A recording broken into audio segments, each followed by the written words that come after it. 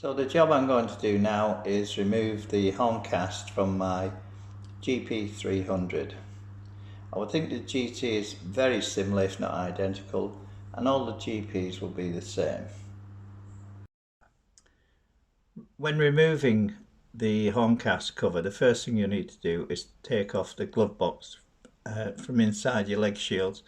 Now it's so simple to do, I'm not going to film myself doing it. I'll just point out that there are four nuts here, the chrome headed ones that sit on these studs here, there. You undo those and the box will come out. You'll need to disconnect two leads. One is for the button that alters your speedometer from miles to kilometers and back, and the other one is for the USB port that's in the GPs.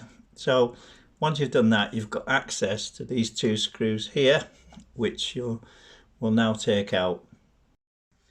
Now these screws are like a self-tapper, and they certainly come out of here quite easily. That's one, and this is the second one.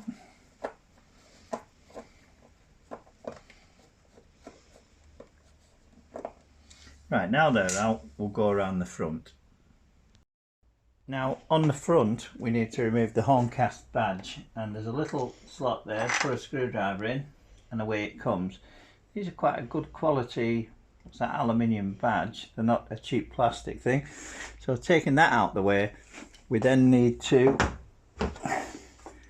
unscrew with an Allen key the screw that's in the behind that badge now. So let's just get that out.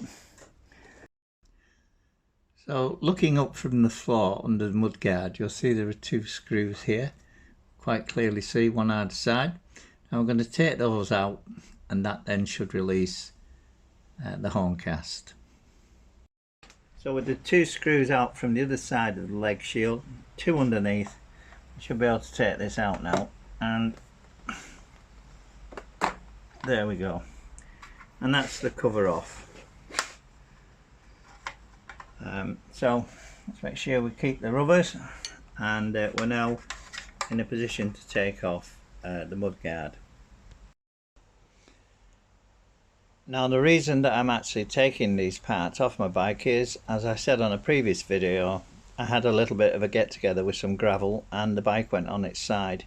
Now it has damaged the leg shields, so these will have to come off. You can see there's some impact damage on that screw hole there. But while we've got the cover off, let's just have a quick look at what's under here.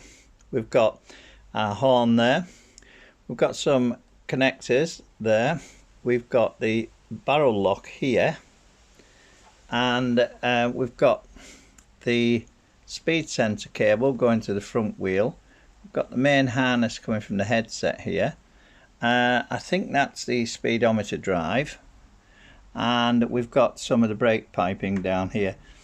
One thing that I would say while I've got this off is the quality of the actual build and the materials looks excellent. So I'm very impressed with that. So the next thing we'll do is we'll be taking off the front mudguard.